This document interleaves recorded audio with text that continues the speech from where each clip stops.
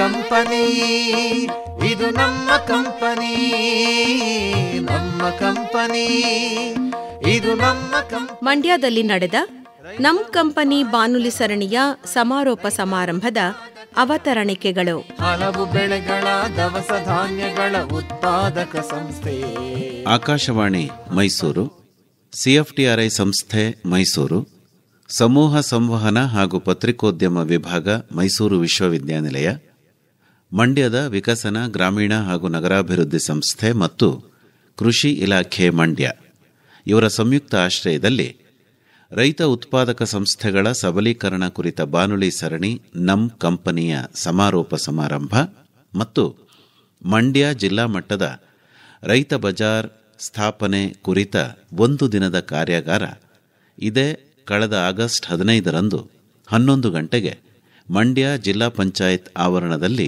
ಏರ್ಪಾಡಾಗಿತ್ತು. ಕಾರ್ಯಕ್ರಮ ನಾಡಗೀತೆ ಹಾಗೂ ರೈತ ಗೀತೆಯ ಗಾಯನದೊಂದಿಗೆ ಶುರುವಾಯಿತು. ಕಾರ್ಯಕ್ರಮಕ್ಕೆ ಎಲ್ಲರನ್ನ ಸ್ವಾಗತಿಸಿ ಪ್ರಾಸ್ತಾವಿಕವಾಗಿ ಮಾತನಾಡಿದ ಮಂಡ್ಯ ಜಿಲ್ಲಾ ಜಂಟಿ ಕೃಷಿ ನಿರ್ದೇಶಕರಾದ ವಿಎಸ್ ಅಶೋಕ್ ತಮ್ಮ ಭಾಷಣದಲ್ಲಿ, ಆಕಾಶವಾಣಿ ಮೈಸೂರು, ಲಿಂಗ್ವಿಸ್ಟಿಕ್ ಡಿಪಾರ್ಟ್ಮೆಂಟ್ ಮೈಸೂರು ಮತ್ತು ವಿಕಸನ ಸಂಸ್ಥೆ ಸಿಎಫ್ಟಿಆರ್ಐ ಇವಿಷ್ಟು ಸೇರಿ ನಮ್ಮ ಕೇಶವಮೂರ್ತಿಯವರ ಚಿಂತನೆ, ನಾವು ಮತ್ತು ಗುರುಜನವರು ಮಾತಾಡಿದ ಹಿನ್ನೆಲೆಯಲ್ಲಿ ನಮ್ಮ ಕಂಪನಿ ಅಂತ ಒಂದು ಆಕಾಶವಾಣಿಯಲ್ಲಿ ಒಂದು ವರ್ಷದ ಕಾಲ ರೈತ ಉತ್ಪಾದಕ ಕಂಪನಿಗಳನ್ನ ಎಲ್ಲರೂ ನಮ್ಮ ಕಂಪನಿ ಅಂತ ಅನ್ಕೊಳ್ಳಿ ಅಂತ ಹೆಸರಿಟ್ಟು ಪ್ರತಿ ವಾರ ಒಬ್ಬೊಬ್ಬರು ಅದರಲ್ಲಿ ಸಾಧನೆ ಮಾಡಿರುವಂಥವರು, ಅಧ್ಯಕ್ಷರು, ಸಿಇಒ ಅವರು ಮತ್ತು ರೈತರು ಇವರೆಲ್ಲರೂ ಸಹ ಬಾನುಲಿ ಒಂದು ವರ್ಷದ ಕಾಲ ಪ್ರಸಾರ ಆಯಿತು. ಆ ಉದ್ಘಾಟನಾ ಸಮಯದಲ್ಲಿ ನಾವು ಮಂಡ್ಯದಿಂದ ಎಲ್ಲ FPO ಅಧ್ಯಕ್ಷರು ನಾವೆಲ್ಲರೂ ಹೋಗಿದ್ವಿ. ಆ ಉದ್ಘಾಟನಾ ಸಮಯದಲ್ಲಿ ಒಂದು ವರ್ಷದ ಕೊನೆಯ ದಿವಸ ಮುಖ್ಯ ಉದ್ದೇಶ ಏನು ರೈತರು ಆಗ್ಬೋದು, ರೈತ ಉತ್ಪಾದಕ ಸಂಸ್ಥೆ ಆಗ್ಬೋದು, ಸಾವಯವ ಒಕ್ಕೂಟಗಳಾಗ್ಬೋದು, ಸಂಜೀವಿನಿ ಸ್ವಸಹಾಯ ಸಂಘ, MKPC ಒಕ್ಕೂಟಗಳಾಗ್ಬೋದು, ಸಾಕಷ್ಟು ಆಹಾರ ಪದಾರ್ಥಗಳನ್ನ ಮೌಲ್ಯವರ್ಧನೆ ಮಾಡಿ ಬ್ರ್ಯಾಂಡ್ ಮಾಡಿ ಮಾರಾಟ ಮಾಡಲಿಕ್ಕೆ ಕಷ್ಟ ಆಗ್ತಾ ಇದೆ. ಒಂದೇ ಕ್ವಶನ್ ಬರುವಂಥದ್ದು, ಸರ್ ಮಾಡ್ಬೋದು, ಮಾರಾಟ ಹೇಗೆ ಮಾಡುವಂಥದ್ದು, ಮಾರಾಟ ಹೇಗೆ ಮಾಡುವಂಥದ್ದು ಅಂತ.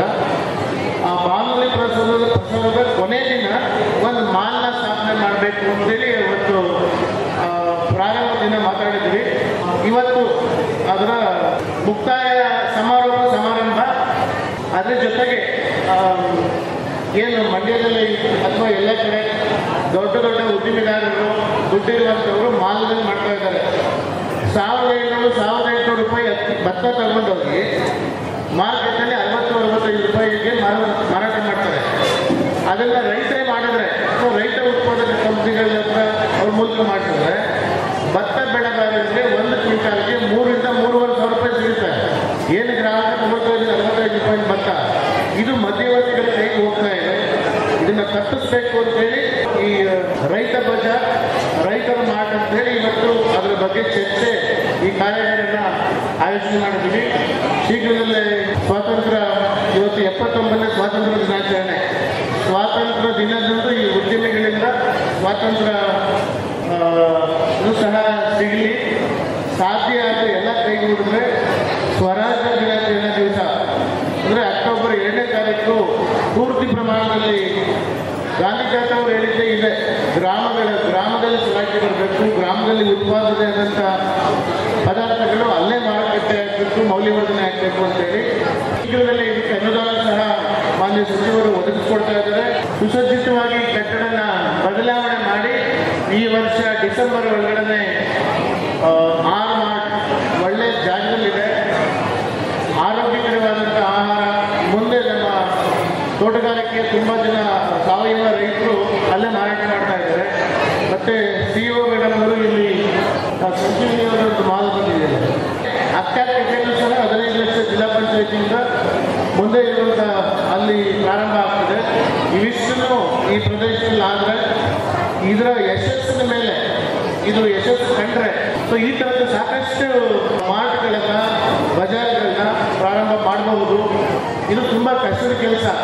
ತಮಗೆ ಗೊತ್ತಿದೆ, ಹಿಂದೆ KV ಶಂಕರೇಗೌಡರು ಸಹ ಈ ರೀತಿ ಬಜಾರ್ನ ಇಲ್ಲಿ ಸ್ಥಾಪನೆ ಮಾಡಿದೆ. ನಮ್ಮ RIPCMS ಮೂಲಕ ಒಂದು 50-60 ವರ್ಷಗಳ ಹಿಂದೆ ಅನಿಸುತ್ತೆ. ಸೊ ಇದು ಯಶಸ್ಸು ಆಗಲಿ ಅಂತ ಹೇಳ್ತಾ ಇಷ್ಟು ರೂಪುರೇಷೆಗಳನ್ನ ನಿರ್ಧಾರ ಮಾಡೋದ್ರ ಬಗ್ಗೆ ಚರ್ಚೆ ಆಗ್ತದೆ. ಸೊ ಇದೇ ರೀತಿ ಸುಮಾರು 18 ಹೋಬಳಿಗಳಲ್ಲಿ ಈಗೇನು ಕಟ್ಟಡಗಳು ಮತ್ತು ನಿವೇಶನಗಳು ಹಿಂದೆ DC ಅವರ ಅಧ್ಯಕ್ಷತೆಯಲ್ಲಿ ಸಭೆ ಆಗಿದ್ದು ಸಹಿ ಮಾಡಿ ತಗೊಂಡಿದ್ದೀವಿ. ಅದನ್ನು ಸಹ ಹೇಗೆ ತಗೊಳ್ಳುವಂಥದ್ದು ಅದನ್ನು ಸಹ ಚರ್ಚೆ ಮಾಡಿ ಯಾವ ಯಾವ ಆಹಾರನ ಮೌಲ್ಯವರ್ಧನೆ ಯಾವ ಯಾವ ರೈತ ಉತ್ಪಾದಕ ಕಂಪನಿಗಳು ಪ್ರಾರಂಭ ಮಾಡ್ತವೆ ಇವೆಲ್ಲದರ ಬಗ್ಗೆಯೂ ಸಹ ಅಂತಿಮವಾಗಿ ರೂಪುರೇಷೆ ಇವತ್ತನ್ನು ಸಿದ್ಧಪಡಿಸಿ ಅದನ್ನು ಕಾರ್ಯರೂಪಕ್ಕೆ ತರುವಂಥ ಕೆಲಸಕ್ಕೆ ಇವತ್ತು ಅಡಿಪಾಯ ಹಾಕುವಂಥ ಕೆಲಸ ಆಗ್ತದೆ ಅಂತ ಹೇಳ್ತಾ ನನಗೆ ಮಾತಾಡಲಿಕ್ಕೆ ಅವಕಾಶ ಕೊಟ್ಟದ್ದು ಎಲ್ಲರಿಗೂ ಸಹ ಮತ್ತು 6 ಬ್ರ್ಯಾಂಡ್ಗಳನ್ನು ಸಹ ಬಿಡುಗಡೆ ಮಾಡುವಂಥದ್ದು ಇದೆ. ರೈತ ಸಮೃದ್ಧಿ ಯೋಜನೆ, ರಾಜ್ಯ ಸರ್ಕಾರದ ರೈತ ಸಮೃದ್ಧಿ ಯೋಜನೆ ಒಳಗಡೆ ಬ್ರ್ಯಾಂಡಿಂಗ್ ಆ್ಯಂಡ್ ಮಾರ್ಕೆಟಿಂಗ್ಗೆ 4.5 ಲಕ್ಷದಿಂದ 5 ಲಕ್ಷ ರೂಪಾಯಿ ಒಂದು ರೈತ ಉತ್ಪಾದಕ ಕಂಪನಿಗೆ ಮಂಡ್ಯ ಜಿಲ್ಲೆಯಲ್ಲಿ ಒಂದಕ್ಕೆ ಮಾತ್ರ ಅವಕಾಶ ಇತ್ತು. ರಾಜ್ಯದಲ್ಲಿ ಎಲ್ಲ 31 ಜಿಲ್ಲೆಗಳಿಗೂ ಒಂದೊಂದು ಕೊಟ್ಟಿದ್ರು. ಜಿಲ್ಲೆಯವರು ಉಪಯೋಗಿಸ್ಕೊಂಡಿರಲಿಲ್ಲ. ಆ ದುಡ್ಡೆಲ್ಲ ತಂದು ಮಂಡ್ಯ ಜಿಲ್ಲೆಯಲ್ಲಿ ಉಪಯೋಗಿಸ್ಕೊಂಡಿರುವಂಥ ಬ್ರ್ಯಾಂಡ್ಗಳನ್ನು ಸಹ ಅನಾವರಣ ಆಗ್ತದೆ ಅಂತ ಹೇಳ್ತಾ ನಾನು ಮಾತನ್ನು ಮುಗಿಸ್ತೀನಿ. ಧನ್ಯವಾದಗಳು. ಕೃಷಿ ಪ್ರವಾಸೋದ್ಯಮ ಕಂಪನಿ ಅಗ್ರಿಯಾನ ಹಾಗೂ ಇತರೆ 6 ರೈತ ಉತ್ಪಾದಕ ಕಂಪನಿಗಳ ಬ್ರ್ಯಾಂಡ್ ಹಾಗೂ ಲೋಗೋ ಹಾಗೂ ರೈತ ಬಜಾರ್ ನೀಲಿ ನಕ್ಷೆಯನ್ನು ಉದ್ಘಾಟನೆ ಮಾಡಿದ ಕರ್ನಾಟಕ ರಾಜ್ಯ ಸರ್ಕಾರದ ಮಾನ್ಯ ಕೃಷಿ ಸಚಿವರು ಹಾಗೂ ಮಂಡ್ಯ ಜಿಲ್ಲಾ ಉಸ್ತುವಾರಿ ಸಚಿವರಾದ ಚಲುವರಾಯಸ್ವಾಮಿ ಅವರು ತಮ್ಮ ಉದ್ಘಾಟನಾ ಭಾಷಣದಲ್ಲಿ ಮೊದಲನೇದಾಗಿ 79ನೇ ಸ್ವತಂತ್ರ ದಿನಾಚರಣೋತ್ಸವ ಶುಭಾಶಯವನ್ನು ನನ್ನೆಲ್ಲ ರೈತ ಬಂಧುಗಳಿಗೆ ಹೇಳ್ತಾ, ಇಷ್ಟೊಂದು ನೀವು ಕೃಷಿ ಚಟುವಟಿಕೆಗಳಲ್ಲಿ ಆಸಕ್ತಿ ತೋರಿಸ್ತಾ ಇದ್ದೀರಲ್ಲ, ನಮ್ಮ ಸರ್ಕಾರದ ಪರವಾಗಿ ಇಲಾಖೆ ಪರವಾಗಿ ನಿಮಗೆ ಅಭಿನಂದನೆಯನ್ನು ಸಲ್ಲಿಸ್ತೀನಿ. ಸರ್ಕಾರ ನಿರಂತರವಾಗಿ ಕೃಷಿ ಮತ್ತು ಇನ್ನಿತರೆ ಯಾವುದೇ ಚಟುವಟಿಕೆಗಳಲ್ಲಿ ನಿಮ್ಮ ಪ್ರೋತ್ಸಾಹ ಕೊಡಲಿಕ್ಕೆ ಸದಾ ಸಿದ್ಧ ಇದೆ. ಆದರೆ ಅದು ಉಪಯೋಗ ಪಡ್ಕೊಳ್ತಕ್ಕಂಥದ್ದು ಎಷ್ಟರ ಮಟ್ಟಿಗೆ ಆಸಕ್ತಿ ಇದೆ ಅನ್ನೋದ್ರ ಮೇಲೆ ಅದರ ಮುಂದಿನ ಭವಿಷ್ಯ ಇದೆ. ನಾನು ಹಿಂದೆ ಅನೇಕ ಬಾರಿ ನಾನು ನೋಡ್ತೀನಿ, ಸರ್ಕಾರ ಕೊಡ್ತಕ್ಕಂಥ ಸೌಲಭ್ಯಗಳನ್ನ ಸದುಪಯೋಗಗೊಳಿಸ್ಬೇಕು. ಅದರಿಂದ ನೀವು ಇಡೀ ಕುಟುಂಬ ಮತ್ತು ಸಾರ್ವಜನಿಕರು ಆರ್ಥಿಕ ಸಬಲೀಕರಣ ಎಲ್ಲವೂ ಸಹ ಹಾಕಬೇಕು. ಅದು ಭಾಳ ವರ್ಷದಿಂದ ನಾನು ಕಾಣ್ತಾ ಇರಲಿಲ್ಲ. ಸೊ ಈ ಕಾರ್ಯಕ್ರಮಗಳು ಸ್ವಲ್ಪ ಉತ್ತೇಜನ ಈಗ ನಾನು ಕೃಷಿ ಸಚಿವನಾದ್ಮೇಲೆ ಹೆಚ್ಚಾಗಿರ್ಬೋದು, ಆದರೆ ಇವಾಗಲೇ ಪ್ರಾರಂಭ ಆದಂಥ ಕಾರ್ಯಕ್ರಮಗಳಲ್ಲ, ಅನೇಕ ವರ್ಷಗಳಿಂದ ಎಲ್ಲ ಕಾರ್ಯಕ್ರಮಗಳಿತ್ತು.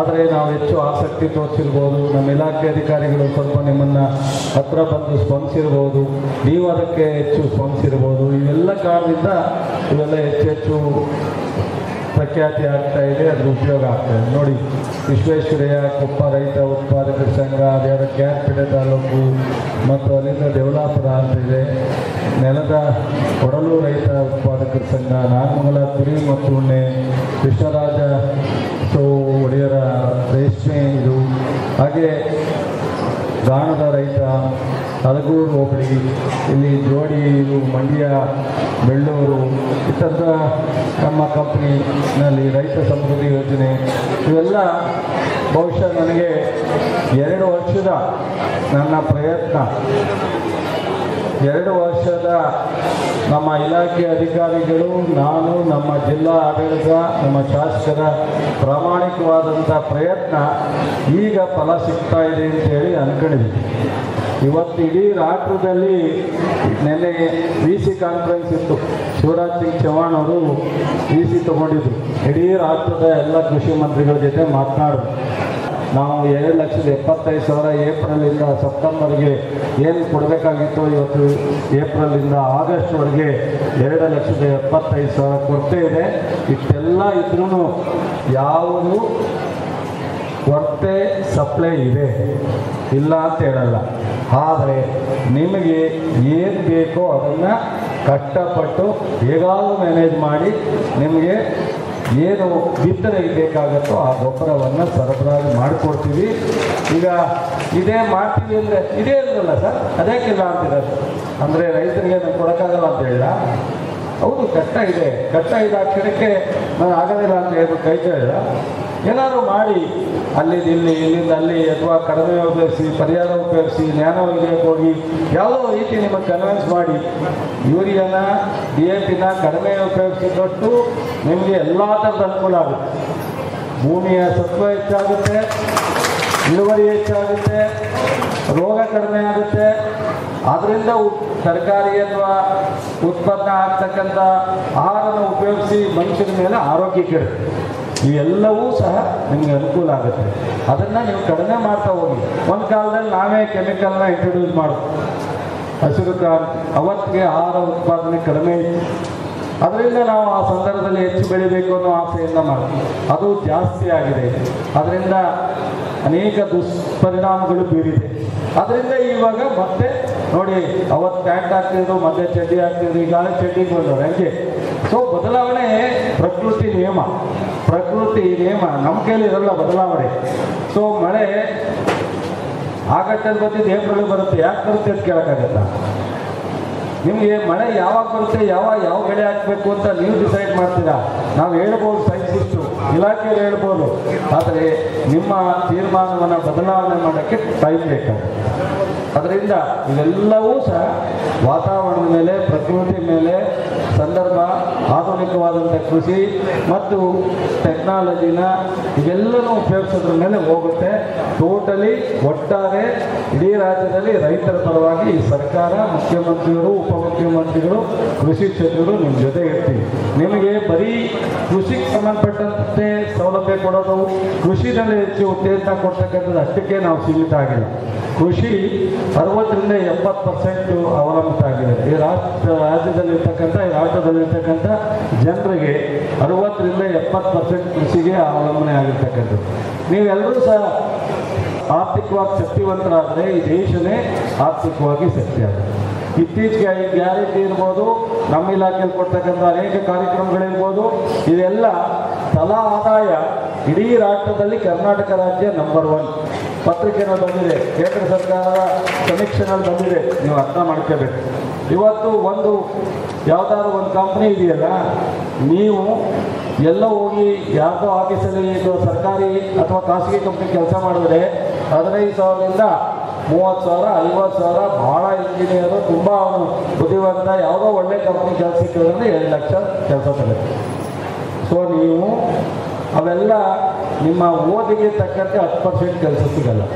ಇನ್ನು 90% ಈ ಥರದ ಮಹಿಳೆಯರಿರ್ಬೋದು, ಪುರುಷರಿರ್ಬೋದು, ಯುವಕರಿರ್ಬೋದು, ಉದ್ಯಮಿ ಆದರೆ, ಉತ್ಪಾದಕರಾದರೆ ರೈತರು ಬೆಳೀತಾರಲ್ಲ, ಅದಕ್ಕೆ ಸಂಸ್ಕರಣೆ ಆಗುತ್ತೆ, ಅದಕ್ಕೆ ಮೌಲ್ಯವರ್ಧನೆ ಮಾಡ್ತೀರಾ, ಅದಕ್ಕೆ ಮಾರುಕಟ್ಟೆ ಕಲಿಸ್ಕೊಡ್ತೀರಾ, ಅದಕ್ಕೆ ರೇಟ್ 1-4 ವರ್ಷಕ್ಕೆ ರೈತರಿಗೆ ಅನುಕೂಲ ಆಗುತ್ತೆ. ನೀವು ಅದ್ರ ಲಾಭ ಪಡ್ಕೊತೀರಾ, ನಿಮಗೆ 4 ಜನಕ್ಕೆ ಕೆಲಸ ಕೊಡ್ತೀರಾ. ಸೊ ನೀವು ಎಲ್ಲ ಹೋಗಿ ಕೆಲಸ ಮಾಡೋದು, ನೀವೇ ಒಂದು ಕಂಪ್ನಿ ತೆಗಿತೀರಾ.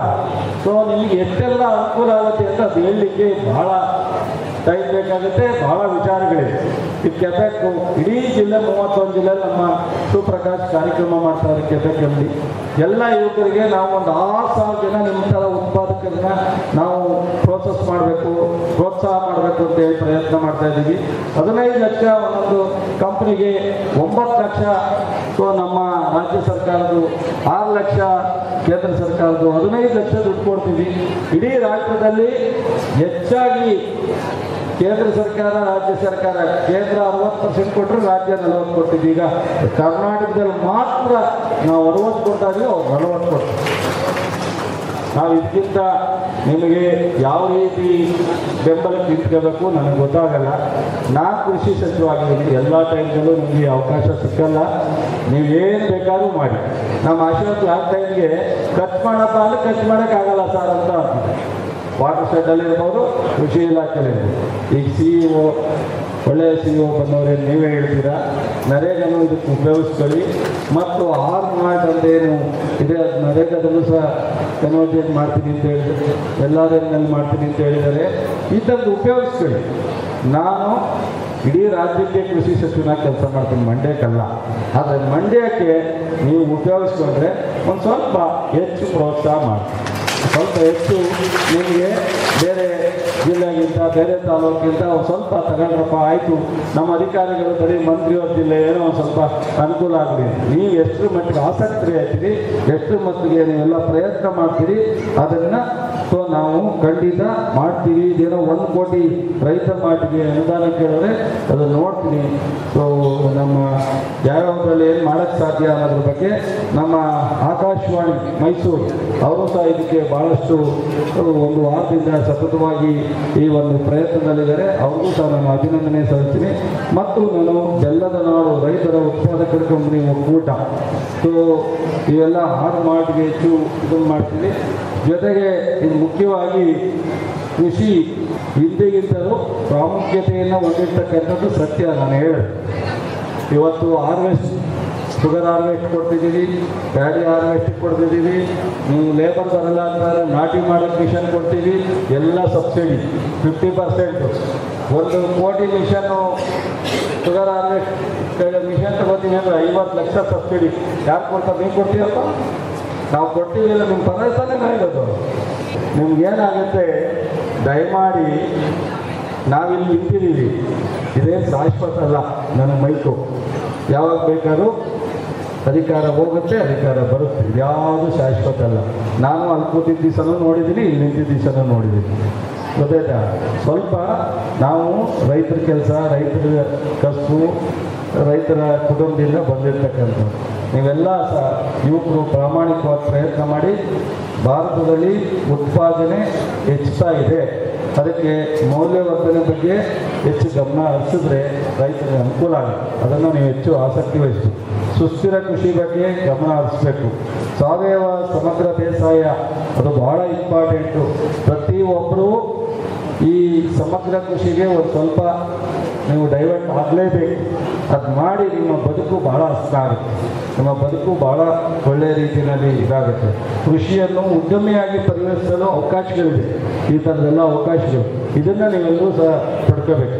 ಯುವ ಪದವೀಧರರು ನಿಮ್ಮ ಒಂದು ಇವತ್ತು ಸೈನ್ಸಿಸ್ಟು MSc BSc PhD ಮಾಡಿದ್ರು ಕೃಷಿ ಮಾಡೋದು ಎಷ್ಟೋ ಜನವೇ. ನೀವು ಆ ಥರದ ಆಸಕ್ತಿ ವಹಿಸಿ. ಹೈನುಗಾರಿಕೆ ಅದರ ಭಾಳ ಅನುಕೂಲ ಆಗುತ್ತೆ. ರೈತಾಪಿ ಕುಟುಂಬಗಳ ಆರ್ಥಿಕ ಸಬಲೀಕರಣಕ್ಕೆ ಬಹುದೊಡ್ಡ ಒಂದು ಪಾಲು ಕೃಷಿನಲ್ಲಿ ಆಗುತ್ತೆ ಅಂತ ಅಂದ್ಕೊಂಡು ನೀವೆಲ್ಲ ಪ್ರಯತ್ನ ಮಾಡಿದ್ರು.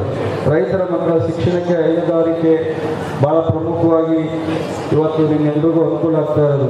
ಡೈರಿ ಉದ್ಯಮ ಭಾಳ ಅನುಕೂಲ ಆಗುತ್ತೆ. ಇವತ್ತು ಡೆಲ್ಲಿನಲ್ಲಿ ನಮ್ಮ ಮಂಡ್ಯ ಹಾಲನ್ನ ಮಾರುವಂಥ ಪ್ರಯತ್ನ ಮಾಡ್ತಾಯಿದ್ದೀವಿ. ಇದು ಬೇರೆ ಬೈ ಪ್ರಾಡಕ್ಟನ್ನು ನಾವು ಮಾಡ್ತಾಯಿದ್ದೀವಿ. 5 ರೂಪಾಯಿ ಸಹಾಯಧನವನ್ನು ಸರ್ಕಾರದಲ್ಲಿ ಕೊಡ್ತಾ ಇದ್ದೀವಿ. ಇದೆಲ್ಲ 5 ಗ್ಯಾರಂಟಿ, ಪ್ರತಿಯೊಬ್ಬರಿಗೂ 2000 ರೂಪಾಯಿ, ಕರೆಂಟ್ ಫ್ರೀ, ಅಕ್ಕಿ, ಬಸ್ ಚಾರ್ಜ್ ಇಲ್ಲ. ಈ ಎಲ್ಲ ಯಾವುದೋ ಕಾಲದಲ್ಲಿ ಹಿಂದೆ ಹೌದು, ನಾಳೆ ನಮ್ಮ ವಿರೋಧಿಗಳು ಟೀಕೆನೂ ಮಾಡ್ಬೋದು ಅಥವಾ ವಿರುದ್ಧವಾಗೂ ಮಾತಾಡ್ಬೋದು. ಏನಿದು ರಾಮರಾಜ್ಯ ಅಂತ. ರಾಮರಾಜ್ಯ ಅಲ್ಲದೇ ಇದ್ರು ರಾಮರಾಜ್ಯ ಮಾಡುವಂಥ ಪ್ರಯತ್ನದಲ್ಲಿ ನಾವಿದ್ದೀವಿ. ರಾಮರಾಜ್ಯ ಮಾಡುವಂಥ ಪ್ರಯತ್ನದಲ್ಲಿ ನಾವಿದ್ದೀವಿ. ನಮ್ಮ ಈಗ ಇಲ್ಲಿರೋರು ನಿಮ್ಮಿಂದ ಬಂದಿರೋರೆ, ಅಲ್ಲಿರೋರು ನಿಮ್ಮಿಂದ ಬಂದಿರೋರೆ. ಅಧಿಕಾರಿಗಳಾಗಲಿ, ರಾಜಕಾರಣಿಗಳಾಗಲಿ ಅಥವಾ ಎಲ್ಲರೂ ನಿಮ್ಮ ಹಳ್ಳಿಯಿಂದಲೇ ಇಲ್ಲಿ ಗಂಟ ಬಂದು ಕೆಲವ್ರಿಗೆ ಅವಕಾಶ ಸಿಕ್ಕಿದೆ, ಕೆಲವರಿಗೆ ಅವಕಾಶ ಸಿಕ್ಕಿಲ್ಲ. ಆದರೆ ನಾವೆಲ್ಲರೂ ನಮ್ಮ ಕೈಯಲ್ಲಾದಷ್ಟು ಮಟ್ಟಿಗೆ ಶಕ್ತಿ ಮೀರಿ ಈ ರಾಜ್ಯದ ಆರ್ಥಿಕ ಪ್ರತಿಯೊಂದು ಕುಟುಂಬ ಸಬಲೀಕರಣ ಆಗಬೇಕು. ಪ್ರತಿಯೊಂದು ಕುಟುಂಬ ಬದುಕಿನಲ್ಲಿ ಒಂದು ಸುಸ್ಥಿರತೆಯನ್ನು ಕಾಣಬೇಕು.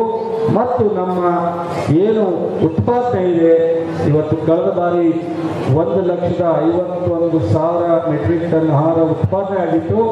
ಅದನ್ನು ಇನ್ನೂ ಹೆಚ್ಚು ಮಾಡಬೇಕು. ನಾವು ಎಕ್ಸ್ಪೋರ್ಟ್ ಏನು ಮಾಡ್ತಾ ಇದ್ದೀವಿ ಅದು ಇನ್ನೂ ಎಕ್ಸ್ಪೋರ್ಟ್ ಮಾಡಲಿಕ್ಕೆ ನಾವು ತಯಾರಾಗಬೇಕು. ಪ್ರತಿಯೊಂದು ಕುಟುಂಬ, ಪ್ರತಿಯೊಂದು ಯುವಕರಿಗೂ ಸಹ ಸದಾವಕಾಶಗಳನ್ನ ರಾಜ್ಯ ಸರ್ಕಾರದಿಂದ ಸದುಪಯೋಗ ಪಡಿಸ್ಕೋಬೇಕು ಅನ್ನೋ ಒಂದು ನಮ್ಮ ಕಾರ್ಯಕ್ರಮ. ಈ ಒಂದು ಉತ್ಪಾದಕರ ಸಂಘಟನೆ ಏನಿದೆ, ಈ ಸಂಘಟನೆಗೆ ನಮ್ಮ ಜಿಲ್ಲಾಧಿಕಾರಿಗಳು CEO ಇಲ್ಲೇ ಇದ್ದಾರೆ, ನಮ್ಮ JD ಅವರಿದ್ದಾರೆ. ನೀವೇನೆಲ್ಲ ನಿಮಗೆ ಬೇಕೋ ಪ್ರೋತ್ಸಾಹ ಇಡೀ ನೀವು 6 ಸಂಘಕ್ಕಲ್ಲ, ಇನ್ನೂ 50 ಸಂಘಕ್ಕೆ ನಾವು ಕೊಡ್ತೀವಿ. ನಮಗೆ ತೊಂದರೆ ಇಲ್ಲ, ಕೊಡ್ತೀವಿ. ದಯಮಾಡಿ ಅದರ ಉಪಯೋಗವನ್ನು ನೀವೆಲ್ಲರೂ ಪಡ್ಕೋಬೇಕು ಅಂತೇಳಿ ವಿನಂತಿ ಮಾಡಿ. KRS ಅಲ್ಲಿ ಒಳ್ಳೆ ನೀರು ಬರ್ತಾ ಇದೆ, ಅದನ್ನು ಉಪಯೋಗಿಸ್ಕೊಳ್ಳಿ. ನೀರು ನೋಡಿದ ತಕ್ಷಣ ನೀರು ಗದ್ದೆಯಲ್ಲಿ ಇರಬೇಕು ಅದಲ್ಲ. ನೀರು ಎಷ್ಟು ಕಡಿಮೆ ಉಪಯೋಗಿಸ್ತೀರೋ ಅಟ್ಟು ನಿಮ್ಮ ಬೆಳೆ, ನಿಮ್ಮ ಭೂಮಿ, ಇಳುವರಿ ಎಲ್ಲಕ್ಕೂ ಅನುಕೂಲ ಆಗುತ್ತೆ. ಅದನ್ನು ಅರ್ಥ ಮಾಡ್ಕೊಳ್ಳಿ.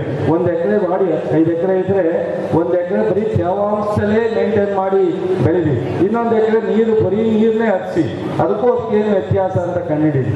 ಸೊ ಇವತ್ತು ಈ ಒಂದು ಕಾರ್ಯಕ್ರಮ ಬಹಳ ನನಗೆ ಸಂತೋಷ ಆಯ್ತು. ನನಗೆ ಎಲ್ಲರೂ ಬೇಡ. ಕಾರ್ಯಕ್ರಮದಲ್ಲಿ ಮುಖ್ಯ ಅತಿಥಿಯಾಗಿ ಉಪಸ್ಥಿತರಿದ್ದ ಮೈಸೂರು ಆಕಾಶವಾಣಿಯ ಉಪನಿರ್ದೇಶಕರಾದ ಉಮೇಶ್ ಎಸ್ ತಮ್ಮ ಅತಿಥಿ ಭಾಷಣದಲ್ಲಿ ಎಲ್ಲರಿಗೂ ನಮಸ್ಕಾರ. ವೇದಿಕೆಯಲ್ಲಿರುವ ಗಣ್ಯರಿಗೆಲ್ಲ ನಮಸ್ಕಾರ. ತಮಗೆಲ್ಲ ಗೊತ್ತಿದೆ, ಮೈಸೂರು ಆಕಾಶವಾಣಿ ಕೇಂದ್ರ 1 ವರ್ಷ ಕಾಲ ನಮ್ಮ ಕಂಪನಿ ಅನ್ನುವಂತಹ ಕಾರ್ಯಕ್ರಮ ಸರಣಿಯನ್ನು ರೈತ ಉತ್ಪಾದಕ ಕಂಪನಿಗಳನ್ನು ಏಳಿಗೆಗಾಗಿ ಅಥವಾ ಅದನ್ನು ಉಳಿಸೋದಕ್ಕಾಗಿ ಅಥವಾ ಅದನ್ನು ಹೊಸದಾಗಿ ಹುಟ್ಟು ಹಾಕೋದಕ್ಕಾಗಿ ಯಾವ ರೀತಿಯ ಪ್ರಯತ್ನಗಳು ಮಾಡಬೇಕು, ಯಾವ ರೀತಿಯ ಈಗಿರುವಂತಹ ಕಂಪನಿಗಳನ್ನು ಪೋಷಿಸಬೇಕು ಅನ್ನೋ ಒಂದು ನಿಟ್ಟಿನಲ್ಲಿ ಸಾಕಷ್ಟು ಮಾಹಿತಿಯುಕ್ತವಾದಂತಹ ಕಾರ್ಯಕ್ರಮ ನಮ್ಮ ಕಂಪನಿ ಅನ್ನೋದನ್ನು 1 ವರ್ಷ ಕಾಲ ನಾವು ಪ್ರಸಾರ ಮಾಡಿದ್ವಿ. ಇದರ ರೂವಾರಿ ನನ್ನ ಸಹೋದ್ಯೋಗಿ ಶ್ರೀಯುತ ಕೇಶವಮೂರ್ತಿಯವರಿಗೆ ಒಂದು ದೊಡ್ಡ ಚಪ್ಪಾಳೆ ತಾವೆಲ್ಲ ಕೊಡಬೇಕು. ಎಲ್ಲರಿಗೂ ಕೂಡ ಐಡಿಯಾಗಳು ಬರುತ್ತೆ, ತಲೆಯಲ್ಲಿ ಯೋಚನೆಗಳು ಇರುತ್ತೆ, ನಿಮಗೂ ಬರುತ್ತೆ, ಎಲ್ಲರಿಗೂ ಬರುತ್ತೆ. ಆದರೆ ಯಾವುದೇ ಒಂದು ಐಡಿಯಾ ತಲೆಗೆ ಬಂದಾಗ ಅದನ್ನು ಅನುಷ್ಠಾನ ಮಾಡೋದಿದೆಯಲ್ಲ, ಅನುಷ್ಠಾನ ಮಾಡೋ ವ್ಯಕ್ತಿ ಮಾಡಿ ಅದರಲ್ಲಿ ಯಶಸ್ಸು ಸಾಧಿಸ್ತಾರಲ್ಲ, ಅದು ಬಹಳ ಮುಖ್ಯ ಆಗುತ್ತೆ. ನಮಗೆಲ್ಲ ಸಾಕಷ್ಟು ಐಡಿಯಾಗಳಿದೆ, ಆದರೆ ಎಷ್ಟೋ ಐಡಿಯಾಗಳು ನಾವು ಅನುಷ್ಠಾನಕ್ಕೆ ತರದೇ ಸಾಧ್ಯನೇ ಆಗಿರಲ್ಲ. ಅದಕ್ಕೆ ಸಾಕಷ್ಟು ಕಾರಣಗಳಿರಬಹುದು. ಪೂರಕ ವಾತಾವರಣ ಇಲ್ಲದೆ ಇರುವಂಥದ್ದು ಅಥವಾ ಸಹಕಾರ ಸಿಗದೇ ಇರುವಂಥದ್ದು, ಈ ರೀತಿ ಎಲ್ಲ ಇರ್ಬೋದು. ಆದರೆ ಈ ಒಂದು ನಮ್ಮ ಕಂಪನಿ ಕಾರ್ಯಕ್ರಮ ಸಾಕಷ್ಟು ಯಶಸ್ಸನ್ನು ಕಂಡಿದೆ. ನಾವು ಈ ಒಂದು ಕಾರ್ಯಕ್ರಮ ಸರಣಿಯನ್ನು CFTRI ಮೈಸೂರಿನ ಜರ್ನಲಿಸಮ್ ಡಿಪಾರ್ಟ್ಮೆಂಟು, ಮೈಸೂರು ವಿಶ್ವವಿದ್ಯಾಲಯ ಜರ್ನಲಿಸಮ್ ಡಿಪಾರ್ಟ್ಮೆಂಟು ಮತ್ತು ಮಹೇಶ್ಚಂದ್ರ ಗುರು ಅವರ ವಿಕಸನ ಸಂಸ್ಥೆ ಮೂಲಕ ಆಯೋಜನೆ ಮಾಡಿದ್ದೀವಿ. ನಮಗೆಲ್ಲ ಸಾಕಷ್ಟು ಪ್ರಯೋಜನ ಆಗಿರಬೇಕು ಅಂತ ಅಂದುಕೊಂಡಿದ್ದೀವಿ. ತಾವೆಲ್ಲ ಕೇಳಿದ್ದೀರ ಈ ಕಾರ್ಯಕ್ರಮನ, ಸಾಕಷ್ಟು ಪ್ರಯೋಜನ ಆಗಿದೆ. ಶೆಟ್ಟರೆಲ್ಲ ಹೇಳ್ತಾ ಇದ್ದಾರೆ. ಇದು ನಮ್ಮ ಉದ್ದೇಶ. ಯಾವುದೇ ಒಂದು ಮಾಹಿತಿಯನ್ನು ನಾವು ಕೊಡ್ತೀವಿ, ಆದರೆ ಅದು ತಲುಪೋದು ಯಾವಾಗ ಅಂತಂದರೆ ನೀವು ಅದನ್ನು ಸ್ವೀಕರಿಸಿದಾಗ. ನೀವು ಸ್ವೀಕರಿಸಿ ಅದನ್ನು ನಿಮಗೆ ಯಾವ ರೀತಿ ಉಪಯೋಗಕ್ಕೆ ತರಬಹುದು, ಯಾವ ರೀತಿ ನಿಮ್ಮ ಜೀವನದಲ್ಲಿ ಅಥವಾ ನಿಮ್ಮ ವೃತ್ತಿಯಲ್ಲಿ ಅನುಷ್ಠಾನಕ್ಕೆ ತರಬಹುದು ಅಂತ ನಿಮಗೆ ಕಂಡುಕೊಂಡಾಗ ಮಾತ್ರ ಯಾವುದೇ ಒಂದು ಕಾರ್ಯಕ್ರಮ ಯಶಸ್ವಿ ಆಗೋದಕ್ಕೆ ಸಾಧ್ಯ. ಈ ನಿಟ್ಟಿನಲ್ಲಿ ಮೈಸೂರು ಆಕಾಶವಾಣಿ 1 ವರ್ಷ ಈ ಒಂದು ಸರಣಿಯನ್ನು ಪ್ರಾರಂಭ ಮಾಡಿದೆ. ರೈತರಿಗಾಗಿ ಮೈಸೂರು ಆಕಾಶವಾಣಿ ಸಾಕಷ್ಟು ವಿಶೇಷವಾದಂತಹ ಸರಣಿ ಕಾರ್ಯಕ್ರಮಗಳನ್ನು ಪ್ರಸಾರ ಮಾಡ್ಕೋತಾನೆ ಬಂದಿದೆ. ಮೀನು ಕೃಷಿ ಬಗ್ಗೆ ಕಾರ್ಯಕ್ರಮ ಸರಣಿ ಪ್ರಸಾರ ಆಗ್ತಾ ಇದೆ. ಈಗ ಸಾವಯವ ಸಂಪದ ಅನ್ನುವಂತಹ ಕಾರ್ಯಕ್ರಮ ಸರಣಿ ಈ ಹಿಂದೆ ಪ್ರಸಾರ ಆಗಿತ್ತು. CSRTI ಜೊತೆ ಸೇರಿ ರೇಷ್ಮೆ ಐಸಿರಿ ಕಾರ್ಯಕ್ರಮವನ್ನು ಮಾಡಿದ್ವಿ. ಹೀಗೆ ಪ್ರತಿಯೊಂದು ವಿಭಾಗದಲ್ಲೂ ರೈತರಿಗೆ ಯಾವ ರೀತಿ ಸಹಕಾರ ಕೊಡೋದಕ್ಕೆ ಸಾಧ್ಯನೋ ಆ ನಿಟ್ಟಿನಲ್ಲಿ ಮೈಸೂರು ಆಕಾಶವಾಣಿ ತನ್ನ ಪ್ರಯತ್ನವನ್ನಂತೂ ಮಾಡ್ತಾನೇ ಇದೆ. ಆ ಪ್ರಯತ್ನದಲ್ಲಿ ಯಶಸ್ಸು ಕೆಲವು ಕಡೆ ಸಾಧಿಸಿದೆ. ಆ ಯಶಸ್ಸಿಗೆ ಕಾರಣಕರ್ತರೆಲ್ಲ ತಾವೇ. ಇಂತಹ ಒಂದು ಉತ್ತಮವಾದಂತಹ ಕಾರ್ಯಕ್ರಮ ಸರಣಿ ಯಾಕೆಂತಂದರೆ ಈ ಒಂದು ದಿನದಲ್ಲಿ ರೈತ ತನ್ನ ಮಾರುಕಟ್ಟೆಯನ್ನು ತಾನೇ ಕಂಡುಕೊಳ್ಬೇಕಾಗತ್ತೆ. ತನ್ನ ಮಾರುಕಟ್ಟೆಯನ್ನು ತಾನೇ ಕಂಡುಕೊಂಡಾಗ ಮಾತ್ರ ಆರ್ಥಿಕ ಅಭಿವೃದ್ಧಿ ಆ ರೈತನಿಗೆ ಸಾಕಷ್ಟು ಹೆಚ್ಚಾಗತ್ತೆ. 1 ರೂಪಾಯಿ ಸಿಗೋ ಕಡೆ 5 ರೂಪಾಯಿ ಸಿಗೋ ಅವಕಾಶ ಇರುತ್ತೆ, 10 ರೂಪಾಯಿ ಸಿಗೋ ಅವಕಾಶ ಇರುತ್ತೆ, ಮಧ್ಯವರ್ತಿಗಳನ್ನು ದೂರ ಇಡೋ ಅವಕಾಶ ಇರುತ್ತೆ. ಜೊತೆಗೆ ಹಾಗೇನೆ ಜನಕ್ಕೆ, ನಮ್ಮಂತಹ ಜನಕ್ಕೆ, ಗ್ರಾಹಕರಿಗೆ ಉತ್ತಮ ಗುಣಮಟ್ಟದ ಉತ್ಪಾದಕ ವಸ್ತುಗಳು ನಮಗೆ ನೇರವಾಗಿ ರೈತನಿಂದ ಸಿಗೋದಕ್ಕೆ ಅವಕಾಶ ಆಗುತ್ತೆ.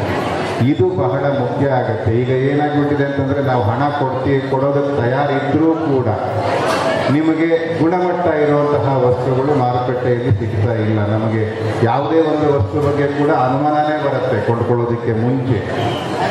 ಅದು ದೂರ ಆಗಬೇಕಾದರೆ ರೈತನಿಂದ ಮಾತ್ರ ಸಾಧ್ಯ. ರೈತ ಉತ್ತಮ ಮಾರುಕಟ್ಟೆಯನ್ನು ಹೊಂದಿದರೆ ಮಾತ್ರ ಈ ರೀತಿಯಾದಂತಹ ಒಂದು ಬೆಳವಣಿಗೆ ಬರೋದಕ್ಕೆ ಸಾಧ್ಯ ಇದೆ. ಆಗ ನಮಗೂ ಸುಲಭ ಆಗುತ್ತೆ. ಇಂತಹ ರೈತನಿಂದ ಉತ್ಪಾದಕ ವಸ್ತುಗಳನ್ನು ನಾವು ಖರೀದಿ ಮಾಡಿದರೆ ನಮಗೆ ನಿರಾಳವಾಗಿರಬಹುದು, ನಮಗೆ ಗುಣಮಟ್ಟ ಇರುತ್ತೆ, ಆರೋಗ್ಯ ವೃದ್ಧಿ ಆಗುತ್ತೆ ಅನ್ನೋ ಒಂದು ಭರವಸೆ ಕೂಡ ಸಿಗುತ್ತೆ. ಜೊತೆಗೆ ನಿಮಗೂ ಕೂಡ ಒಳ್ಳೆಯ ಬೆಲೆ ಕೂಡ ಸಿಗುತ್ತೆ. ಈ ಒಂದು ಕೊಳ್ಳುವಿಕೆ ಚೆನ್ನಾಗಿ ಇದ್ದಾಗ ಮಾತ್ರ ಒಂದು ಸಮಾಜದ ಬದುಕು ಹಸನಾಗಲಿಕ್ಕೆ ಸಾಧ್ಯ. ಈ ನಿಟ್ಟಿನಲ್ಲಿ ವಿಕಸನ ಸಂಸ್ಥೆ ರೈತ ಉತ್ಪಾದಕ ಸಂಸ್ಥೆಗಳ ಜೊತೆಗೂಡಿ ಸಾಕಷ್ಟು ಕೆಲಸವನ್ನು ಮಾಡ್ತಾ ಇದೆ. ಇನ್ನೂ ಯಶಸ್ಸು ಕಾಣಲಿ ವಿಕಸನ ಸಂಸ್ಥೆ ಅಂತ ನಾನು ಆಶಯ ವ್ಯಕ್ತಪಡಿಸ್ತೀನಿ. ತಮ್ಮೆಲ್ಲರಿಗೂ ಕೂಡ ಸಾಕಷ್ಟು ರೈತ ಉತ್ಪಾದಕ ಕಂಪನಿಗಳು ಇವತ್ತು ಇಲ್ಲಿ ಸೇರಿದ್ದೀರ. ಹೆಚ್ಚು ಪ್ರಚಾರವನ್ನು ಕೊಡಿ. ಬರೀ ಒಂದು ಮಾರುಕಟ್ಟೆಯ ಬಗ್ಗೆ ಮಾತ್ರ ತಾವು ಕಾನ್ಸಂಟ್ರೇಟ್ ಮಾಡಿದ್ವಿ ಅಥವಾ ನಿಮ್ಮ ಮನಸ್ಸನ್ನು ಆ ಕಡೆಗೆ ಮಾತ್ರ ಕೊಡಬೇಡಿ. ಇದು ಪ್ರಚಾರದ ಯುಗ. ಪ್ರಚಾರ ಕೊಡಬೇಕು, ಇಲ್ಲಿ ಸಿಗತ್ತೆ ಅಂತ ಹೇಳಬೇಕು. ಅದು ಈಗ ಎಷ್ಟೋ ಜನಕ್ಕೆ ಗೊತ್ತಿಲ್ಲ. ಅದು ದೊಡ್ಡ ಸಮಸ್ಯೆ ಆಗಿದೆ. ಅದರಿಂದ ಬೇರೆಯವನು ಯಾರು ಪ್ರಚಾರ ಕೊಡ್ತಾನೋ ಅವನ ವಸ್ತುಗಳು ಹೆಚ್ಚು ಮಾರಾಟ ಆಗ್ತಾ ಇದೆ. ಅವ್ರ ಪ್ರಚಾರ ಭಾಳ ಚೆನ್ನಾಗಿ ಕೊಡ್ತಾರೆ. ₹1 ವಸ್ತುನ ಅವನು ಅದು ₹100 ಮಾರ್ತಾನೆ, ಅದಕ್ಕೆ ಒಳ್ಳೆ ಲೇಬಲ್ ಹಾಕ್ತಾನೆ, ಪ್ಯಾಕಿಂಗ್ ಮಾಡ್ತಾನೆ, ಅದಕ್ಕೊಬ್ಬ ಯಾರ್ದೋ ಫೋಟೋ ಹಾಕ್ತಾನೆ, ಯಾವುದೋ ಸಿನಿಮಾ ನಟಿದವ್ರು ಇವ್ರದ್ದು ಇದು ಮಾಡಿ ಇದೆಲ್ಲ ಮಾಡಿ ಹೆಚ್ಚು ಮೋಸನೇ ಆಗ್ತಾ ಇದೆ. ನಮಗೆ ಗೊತ್ತಾಗ್ತಾ ಇಲ್ಲ. ಅವ್ರು ಹೇಳ್ತಾರೆ ಅಂತ ನಾವು ಕೊಂಡ್ಕೊತಾ ಇದ್ದೀವಿ. ಆದರೆ ಗುಣಮಟ್ಟದ ದೃಷ್ಟಿಯಿಂದ ತಾವು ಪ್ರಚಾರ ಕೊಟ್ಟಾಗ ಇದು ಇಂಥ ಕಡೆ ಸಿಗತ್ತೆ ಅನ್ನೋದು ಹೆಚ್ಚು ಪ್ರಚಾರಕ್ಕೆ ಬಂದಾಗ ನಮ್ಮ ಗ್ರಾಹಕರಿಗೂ ಕೂಡ ಸುಲಭವಾಗಿ ನೇರವಾಗಿ ಅಲ್ಲಿಗೆ ಬರ್ತಾರೆ. ಆಗ ನಿಮ್ಮ ವಸ್ತುಗಳಿಗೆ ಹೆಚ್ಚು ಮಾರುಕಟ್ಟೆ ಸಾಧ್ಯ ಅಂತ ನನ್ನ ಒಂದು ನಂಬಿಕೆ. ಇದರಲ್ಲೆಲ್ಲ ತಾವೆಲ್ಲ ಯಶಸ್ವಿಯಾಗಿ ರೈತ ಉತ್ಪಾದಕ ಸಂಸ್ಥೆಗಳು ಇನ್ನೂ ಹೆಚ್ಚು ಹೆಚ್ಚು ಬೆಳೀಲಿ. ನಮ್ಮ ದೇಶಿ ಉತ್ಪನ್ನಗಳನ್ನು ನಮ್ಮ ದೇಶದವರು ನಾವುಗಳೇ ಮಾತ್ರ ತಿನ್ನಬೇಕು. ನಿಮಗೂ ಕೂಡ ಎಕ್ಸ್ಪೋರ್ಟ್ ಮಾಡಿದಾಗ ಸಾಕಷ್ಟು ಹಣ ಸಿಗಬೇಕು. ಸೊ ವಿದೇಶಿ ವಸ್ತುಗಳನ್ನು ಈ ಒಂದು ಸ್ವಾತಂತ್ರ್ಯ ದಿನಾಚರಣೆ ಆದಷ್ಟು ಕೂಡ ನಾವು ಕಡಿಮೆ ಮಾಡೋಣ. ನಮ್ಮ ಉತ್ಪನ್ನಗಳನ್ನು ನಾವು ತಿನ್ನೋಣ ಅನ್ನೋ ಒಂದು ಪ್ರಮಾಣ ಮಾಡ್ಕೋತಾ ಮನಸ್ಸಿನಲ್ಲೇ ನಾವು ಈ ಒಂದು ಕೆಲಸವನ್ನು ಶುರು ಮಾಡೋಣ. ಇನ್ನೂ ಗಟ್ಟಿಯಾಗಲಿ, ನಮ್ಮ ಕಂಪ್ನಿ ಇನ್ನೂ ಜೋರಾಗಲಿ ಅಂತ ಒಂದು ಆಶಯದೊಂದಿಗೆ ನನ್ನ ಮಾತನ್ನು ಮುಗಿಸ್ತಾ ಇದ್ದೀನಿ. ನಮಸ್ಕಾರ. ನಮ್ ಕಂಪನಿ ಬಾನುಲಿ ಸರಣಿಯ ಬಗ್ಗೆ ಮೈಸೂರು ಆಕಾಶವಾಣಿಯ ಕಾರ್ಯಕ್ರಮ ನಿರ್ವಾಹಕರಾದ ಎನ್ ಕೇಶವಮೂರ್ತಿ ಮಾತನಾಡಿದರು. ರೈತ ಅವನ ಉತ್ಪನ್ನಗಳನ್ನು ಇಲ್ಲಿಯೇ ತಂದು ಮಾರುವಂತಹ, ಅದು ವಿಶೇಷವಾಗಿ ರೈತ ಉತ್ಪಾದಕ ಕಂಪನಿಗಳು. ಒಬ್ಬೊಬ್ಬ ರೈತನ ಅಂತ ಅನ್ಕೋಬೇಡಿ. ರೈತ ಉತ್ಪಾದಕ ಕಂಪನಿಗಳು ಹಾಗೆ ನಿಮ್ಮ ಸಂಜೀವಿನಿ ಸ್ವಸಹಾಯ ಗುಂಪಿನ ಸದಸ್ಯ ಮಹಿಳೆಯರು ಉತ್ಪಾದನೆ ಮಾಡಿದಂತಹ ಉತ್ಪನ್ನಗಳ ಒಂದು ವೈಶಿಷ್ಟ್ಯಪೂರ್ಣವಾದ ಮಾರುಕಟ್ಟೆ ಇದಾಗ್ತದೆ. ಪಕ್ಕದಲ್ಲೇ ಗೋಡೌನ್ ಇದೆ. ಇದನ್ನು ನೀವು ಮನಸ್ಸು ಮಾಡಿದ್ರೆ, ನೀವೆಲ್ಲ ಸೇರಿ ಒಟ್ಟಾಗಿ ನಿಂತರೆ ಮಾಡೋದಕ್ಕೆ ಸಾಧ್ಯ. ಯಾರೋ ಖರೀದಿ ಮಾಡಬೇಕು, ನೀವೇ ನಿಮ್ಮ ಮನೆಗಳಿಗೆ ಖರೀದಿ ಮಾಡ್ಬೋದಲ್ಲ. ಯಾರೋ ಎಲ್ಲಿಂದಲೋ ಬಂದು ಅಭಿವೃದ್ಧಿನ ಯಾಕೆ ಮಾಡಬೇಕು, ನಾನೇ ಇಲ್ಲಿ ಬಂದು ಕಸ ಹೊಡೆದ್ಬಿಟ್ಟು ಆ ಕೆಲಸವನ್ನು ಮಾಡ್ಬೋದಲ್ಲ. ಹಾಗಾಗಿಯೇ ಇದು ನಮ್ಮ ಮಾರುಕಟ್ಟೆ, ನಮ್ಮ ಕಂಪನಿ, ನಮ್ಮದೇ ಅಭಿವೃದ್ಧಿ ಅಲ್ವೇ? ಹಾಗಾಗಿ ಇವತ್ತೇ ನೀವೆಲ್ಲ ಒಂದು ಶಪಥವನ್ನು ಮಾಡ್ಬೋದೇ? ಅಕ್ಟೋಬರ್ 2ಕ್ಕೆ ಕಾರಸ್ವಾಡಿ ಮಹದೇವರು ಎಲ್ಲಿರ್ತಾರೋ ಗೊತ್ತಿಲ್ಲ, ಇಲ್ಲೇ ಇರ್ತಾರೆ ಭಾವಿಸ್ತೀನಿ. ಇದೇ ಮಾರುಕಟ್ಟೆಗೆ ಇದೇ ಕೃಷಿ ಸಚಿವರನ್ನು ಕರೆದು ಅತ್ಯಾಧುನಿಕವಾದಂತಹ ಒಂದು ಮಾರುಕಟ್ಟೆನ ಇಲ್ಲಿ ನಾವು ಉದ್ಘಾಟನೆ ಮಾಡೋದಕ್ಕೆ ಸಾಧ್ಯವೇ? ಮತ್ತೆಲ್ಲ ಜೋರಾಗಿ ಚಪ್ಪಾಳೆ ಹೊಡೆದಿದೆ. ಆಗ ಸರ್ಕಾರ ಕೃಷಿ ಪ್ರವಾಸೋದ್ಯಮವನ್ನು ಹೆಚ್ಚು ಹೆಚ್ಚು ಪ್ರೋತ್ಸಾಹಗೊಳಿಸೋ ಪ್ರಯತ್ನ ಮಾಡ್ತಾರೆ. ನಮ್ಮ ಕಂಪನಿ ಬಾನುಲಿ ಸರಣಿಯನ್ನು ಕೇಳಿ ಬೇರೆ ಬೇರೆ ಸಂಸ್ಥೆಗಳ ಸಹಯೋಗದೊಂದಿಗೆ ಇವತ್ತು ಅಗ್ರಿಯಾನ ಅಂತ ಹೇಳಿ ಒಂದು ಪ್ರವಾಸೋದ್ಯಮ ಕಂಪನಿಯನ್ನು ಸೃಷ್ಟಿ ಮಾಡಿಕೊಂಡಿದ್ದಾರೆ. ಅದರದ್ದೇ ಒಂದು ಬ್ಯಾನರ್ ಇವತ್ತಿಲ್ಲಿ ಬಿಡುಗಡೆ ಆಯಿತು. ಈಗೇನು ನೀವು ರೈತ ಉತ್ಪಾದಕ ಕಂಪನಿಗಳನ್ನು ಮಾಡಿದ್ದೀರಿ, ಈ ಕಂಪನಿಗಳು ರೈತರ ಜಮೀನಿನಲ್ಲಿ, ಸಣ್ಣ ಮತ್ತು ಅತಿ ಸಣ್ಣ ರೈತರ ಜಮೀನಿನಲ್ಲಿ 1 ಅಥವಾ 2 ಅಥವಾ 4 ಕೊಠಡಿಗಳನ್ನು ನಿರ್ಮಾಣ ಮಾಡಿ ಬರುವಂತಹ ರೈತರಿಗೆ ಅಥವಾ ಬರುವಂತಹ ಪ್ರವಾಸಿಗರಿಗೆ ನಿಮ್ಮದೇ ವ್ಯವಸಾಯವನ್ನು ತೋರಿಸಿ, ನೀವು ಮನೆಯಲ್ಲಿ ಮಾಡುವಂಥ ರಾಗಿ ಮುದ್ದೆ ಸೊಪ್ಪಿನ ಸಾರನ್ನೇ ತಿನ್ನಿಸಿ, ನಿಮ್ಮ ಮನೆಯಲ್ಲಿ ಇಟ್ಕೊಂಡು ಅದಕ್ಕೆ ದುಡ್ಡಿಸ್ಕೊಳ್ಳುವಂಥದ್ದೇ ಕೃಷಿ ಪ್ರವಾಸೋದ್ಯಮ ಅಂತ ಹೇಳಿ. ಅಂದರೆ ಒಂದ್ಸರಿ ನೀವು ಇರ್ತೀರಿ ನಿಮ್ಮ ಮನೆಗಳಲ್ಲಿ, ನೀವೇ ತಿಂತೀರೋ ಅದನ್ನೇ ಕೊಡ್ತೀರಿ. ಹಳೆ ಕಾಲದ ಎತ್ತಿನ ಗಾಡಿನಲ್ಲಿ ಅವರನ್ನು ಸುತ್ತಾಡಿಸ್ಕೊಂಡು ಬರ್ತೀರಿ. ನಿಮ್ಮೂರ ದೇವಸ್ಥಾನ, ನಿಮ್ಮೂರ ಕೆರೆ, ನಿಮ್ಮ ಅಕ್ಕಪಕ್ಕದ ಪ್ರವಾಸಿ ತಾಣಗಳು, ನಿಮ್ಮೂರ ಕಲೆ ಮತ್ತು ನಿಮ್ಮದೇ ಉತ್ಪನ್ನಗಳ ನೇರವಾದ ಮಾರಾಟ. ಇದು ಎಷ್ಟರ ಮಟ್ಟಿಗೆ ಇನ್ನು 10 ವರ್ಷಗಳಲ್ಲಿ ಪ್ರಸಿದ್ಧಿಗೆ ಬರುತ್ತೆ ಅಂದರೆ 2010ರಲ್ಲಿ ನಾವು ಮೈಸೂರು ಆಕಾಶವಾಣಿಯಿಂದ ಮೈಸೂರು ಆಕಾಶವಾಣಿ ಕೇಳಿದ್ರದ್ದು ಒಂದು ಕಂಪ್ನಿ ಮಾಡಿದ್ವಿ, ಬಾನುಲಿ ಕೃಷಿಕರ ರೈತ ಉತ್ಪಾದಕ ಕಂಪನಿ ಅಂತ. ಬಹುಶಃ ಅದೇನಾದರೂ ಇವತ್ತು ಇದ್ದಿದ್ದಿದ್ರೆ ಇಡೀ ದೇಶಕ್ಕೆ ಮಾದರಿಯಾದಂತಹ ಒಂದು ಕಂಪನಿ ಆಗ್ತಾ ಇತ್ತು. ನಾನು ಯಾವಾಗಲೂ ರೈತರುಗಳಿಗೆ ಹೇಳ್ತಾ ಇರ್ತೀನಿ, ಯಾವ ಮಟ್ಟದಲ್ಲಿ ಆಲೋಚನೆ ಮಾಡಬೇಕು ಅಂದರೆ ನಿಮ್ಮ ಮನೆ ಮುಂದೆನೇ ಒಂದು ಹೆಲಿಕಾಪ್ಟರ್ ಬಂದು ನಿಂತ್ಕೊಂಡು ಅದರಲ್ಲಿ ನೀವು ಓಡಾಡುವಂತ ಆಗಬೇಕು ಅಂತ. ಅದಕ್ಕೆ ಆ ಕನಸು ಕಾಣೋದು ತಪ್ಪೆ. ಯಾಕೆ ಕನಸು ಕಾಣಬಾರ್ದು? ನಮಗೇನು ಕಡಿಮೆ ಆಗಿದೆ ಅಲ್ವಾ? ಈಗ ಯಾವುದೋ ಒಬ್ಬ ರೈತ ಯಾವುದೋ ಮೂಲೆಯಲ್ಲಿದ್ದು ಹರ್ಕಲ್ ಅಂಗಿ, ಹರ್ಕಲ್ ಚಡ್ಡಿ ಹಾಕೊಂಡು ಒಂದು ತಲೆಗೊಂದು ಲಪಾಟೆ ಕಟ್ಕೊಂಡು ಆಕಾಶ ನೋಡ್ತಾ ಇರೋ ಚಿತ್ರವೇ ಇರಬೇಕು ರೈತ ಅಂದರೆ. ಟುಟು ಪುಟು ಹಾಕೊಂಡಿರೋ ರೈತ ಯಾಕಿರ್ಬಾರ್ದು? ಅಂದರೆ ಆ ಕಂಪನಿಯನ್ನ ಪದದ ಬಗ್ಗೆ ನೀವು ಆಲೋಚನೆ ಮಾಡಬೇಡಿ, ಆದರೆ ಅದರ ಬೆನ್ನ ಹಿಂದೆ ಇರುವಂತಹ ಆಶಯಗಳನ್ನು ಅರ್ಥ ಮಾಡ್ತೀವಿ. ನೀವು ದೊಡ್ಡ ಮಟ್ಟದಲ್ಲಿ ಒಬ್ಬ ಬ್ಯೂರೋಕ್ರಾಟ್ ರೀತಿಯಲ್ಲಿ ಬೆಳಿಬೇಕು, ಒಬ್ಬ ದೊಡ್ಡ ಬಿಸ್ನೆಸ್ ಮೆನ್ ಆಗಬೇಕು. ನಿಮ್ಮ ಬಿಸ್ನೆಸ್ ಅನ್ನು ನಿರ್ವಹಣೆ ಮಾಡೋದಕ್ಕೆ ಒಬ್ಬ MBA ಇಟ್ಕೋಬೇಕು, ಒಬ್ಬ ಚಾರ್ಟೆಡ್ ಅಕೌಂಟೆಂಟ್ ಅನ್ನು ನೇಮಿಸ್ಕೋಬೇಕು. ನಿಮ್ಮ ಕೈ ಕೆಳಗೆ ಆತ ಕೆಲಸ ಮಾಡಬೇಕು. ಹೇಗಿರುತ್ತೆ ನೋಡಿ, ಯೋಚನೆ ಮಾಡಿ. ಬೋರ್ಡ್ ಮೀಟಿಂಗ್ಗಳಿಗೆ ದೊಡ್ಡ ಕಾರಲ್ಲೇ ನೀವು ಹೋಗ್ಬೇಕು, ಸೂಟು ಬೂಟೆ ಹಾಕೋಬೇಕು, ಬೋರ್ಡ್ ಮೀಟಿಂಗ್ ಫೀಸ್ ತಗೋಬೇಕು. ಈಗ ನಿಮ್ಮದೇ ಕೃಷಿ ಪ್ರವಾಸೋದ್ಯಮ ಕೇಂದ್ರಗಳಲ್ಲಿ ನಿಮ್ಮ ಮೀಟಿಂಗ್ಗಳನ್ನು ಮಾಡಬೇಕು. ಮಂಡ್ಯದ ವಿಕಸನ ಸಂಸ್ಥೆಯ ನಿರ್ದೇಶಕರಾದ ಮಹೇಶ್ ಚಂದ್ರ ಗುರು ತಮ್ಮ ಅನಿಸಿಕೆಯನ್ನ ಹಂಚಿಕೊಂಡ್ರು. 94-95 ಇಸ್ವಿನಲ್ಲಿ ಮೊದಲ ಸ್ವಸಹಾಯ ಸಂಘ ಮಂಡ್ಯ ಜಿಲ್ಲೆಯಲ್ಲಿ ಶುರು ಮಾಡಿದ್ದು. ನಾನು ಒಂದಿದ್ದೆ, ಒಂದು ಶತಳಿಕೊಂಡು ಒಂದು ಜನತಾ ಮನೆ ಮೇಡಮ್, ಅದು ಕರೆಂಟು ಇಲ್ಲ, ಕಕ್ಕಸ್ ಮನೆಯೂ ಇಲ್ಲ, ಬಾತ್ರೂಮು ಇಲ್ಲ, ಅಲ್ಲಿ ವಾಸ ನಮ್ಮದು ಸೋಷಿಯಲ್ ವರ್ಕರ್. ಅಲ್ಲಿ ಸಂಘ ಶುರು ಮಾಡಿದ್ವಿ. ಜಿಲ್ಲೆಯ ಮೊಟ್ಟ ಮೊದಲ ಸಂಘ ಅದು. ಇವತ್ತು ಮಂಡ್ಯ ಜಿಲ್ಲೆಯಲ್ಲಿ ಎಷ್ಟು ಸಂಘಗಳಿದೆ, ಎಷ್ಟು ಕ್ರಾಂತಿ ಆಗಿದೆ, ಎಷ್ಟು ಜನ ಉದ್ಯೋಗಗಳನ್ನು ಶುರು ಮಾಡಿದ್ದೀರಿ ನೀವು. ಅವತ್ತು ಅವರೇನೋ ನಾವು ಸಂಘ ಶುರು ಮಾಡದೆ ಹೋಗಿದ್ರೆ ಅಂದರೆ ಯಾರಾದರೂ ಮಾಡ್ತಿಲ್ಲ, ಬೇರೆ ಪ್ರಶ್ನೆ. ನಾನಿದು ಎಲ್ಲೋ ಒಂದು ಕಡೆ ಒಬ್ಬರನ್ನ ಶುರು ಮಾಡಿ ಅದನ್ನು ಪೂರ್ತಿ ಪಡೆದು ಅನುಭವ ನೋಡಿ ಬೆಳಿತೀವಲ್ಲ, ಅದು ಮುಖ್ಯ. ಇಲ್ಲಿ ಹಾಗೆ ನಮಗೇನಂದರೆ ನಾವೇನಿದ್ದೀವಿ, ಈ ಇಷ್ಟು ದೊಡ್ಡ ಜಾಗದಲ್ಲಿ ನಾವು ಎಷ್ಟು ಕೋಟಿ ವ್ಯವಹಾರ ಮಾಡ್ತೀವಿ. ನಮ್ಮ ಕಾಳಜಿ ಇರುವಂಥದ್ದು ಈಗಾಗಲೇ ಇವತ್ತು ಸ್ವಾತಂತ್ರ್ಯದ ದಿವಸ ಎಲ್ಲರಿಗೂ ಆರ್ಥಿಕ ಸ್ವಾತಂತ್ರ್ಯ ಬೇಕು. ನನಗೆ ಈಗಲೂ ನೆನಪಿದೆ, ನೆನ್ನೆನೂ ನೋಡ್ತಾ ಇದ್ದೆ, ಹೋಟ್ಲಿಗೆ ಹೋಗ್ಬೇಕಾದ್ರೆ ನಾವು ಸಣ್ಣವರಿದ್ದಾಗ ಸುತ್ತ ಕುಕ್ಕಳಲ್ಲ, ದೋಸೆ ಎಷ್ಟು, ಮಸಾಲೆ ಎಷ್ಟು, ಇಡ್ಲಿ ಎಷ್ಟು ರೇಟ್ ನೋಡ್ಬಿಟ್ಟು ಆರ್ಡರ್ ಮಾಡಬೇಕಾಗ. ನೀವು ಅಷ್ಟೇ ಅಂಗಡಿ ಹೋದ್ರೆ ಎಲ್ಲನೂ ನೋಡ್ತೀರಿ, ರೇಟ್ ಕೇಳ್ಬಿಟ್ಟು ಒಂದೊಂದ್ಸರಿ ಪಕ್ಕಕ್ಕೆ ಇರ್ತೀವಿ ಅಲ್ವಾ? ಯಾಕೆ ಅಂತ ಹೇಳಿದ್ರೆ ನಮ್ಗೆ ಇಷ್ಟ ಇದ್ರೆ ಅದನ್ನು ಖರೀದಿ ಮಾಡೋ ಶಕ್ತಿ ನಮಗೆ ಇಲ್ಲ. ಆರ್ಥಿಕ ಸ್ವಾತಂತ್ರ್ಯ ಯಾವಾಗ ಬರೋದು ಮನುಷ್ಯನಿಗೆ? ಆರ್ಥಿಕ ಸ್ವಾತಂತ್ರ್ಯ ಬರೋದು ನಮಗೆ ಅದಕ್ಕೆ ಬೇಕಾದಂಥ ಕೌಶಲ್ಯನ ಗಳಿಸಿ ಮಾರುಕಟ್ಟೆ ಜೊತೆ ಸಂಪರ್ಕ ತಗೊಂಡು ನಾವು ಆದಾಯ ಗಳಿಸ್ತೀವಿ. ಹಾಗಾಗಿ ಆ ಥರ ಒಂದು ಆದಾಯ ಗಳಿಸಬೇಕು ಅಂತ ಹೇಳಿದ್ರೆ ಈ ಪ್ರಸ್ತುತ ಜಗತ್ತಿನಲ್ಲಿ ಜಾಗತೀಕರಣದಲ್ಲಿ ಪ್ರತಿಯೊಬ್ಬರಿಗೂ ಮಾರುಕಟ್ಟೆ ಅನಿವಾರ್ಯ. ಹಾಗಾಗಿ ಇಲ್ಲಿ ನಾವು ಈ ಒಂದು ಮಾರುಕಟ್ಟೆಯನ್ನು ಶುರು ಮಾಡ್ತಾ ಇದ್ದೀವಿ. ಎರಡನೇದು ಏನಂತ ಹೇಳಿದ್ರೆ, ನಮ್ಮ ಹಣಕಾಸು ಇದೆಯಲ್ಲ, ಈಗ ಸೊಸೈಟಿನ ಉದಾಹರಣೆ ತಗೊಳ್ಳಿ. ಮತ್ತು ನಾನು ಸಾಲ ಕೊಡ್ತಿದ್ದೆ ನಿಮಗೆ, ನನಗೆ 3 ರೂಪಾಯಿ, 5 ರೂಪಾಯಿ, 8 ರೂಪಾಯಿ ಬಡ್ಡಿ ಕೊಡ್ತಿದ್ದೆ. ಬಡ್ಡಿ ದುಡ್ಡು ಯಾರು ಬರ್ತಿತ್ತು? ನನಗೆ ಬರ್ತಿತ್ತು. ಇವತ್ತು ಬಡ್ಡಿ ದುಡ್ಡು ಯಾರು ಬರುತ್ತೆ? ಸಂಘಕ್ಕೆ. ಅಂದರೆ ಇದು ಪರ್ಯಾಯ ಆರ್ಥಿಕತೆ ಅಂತ.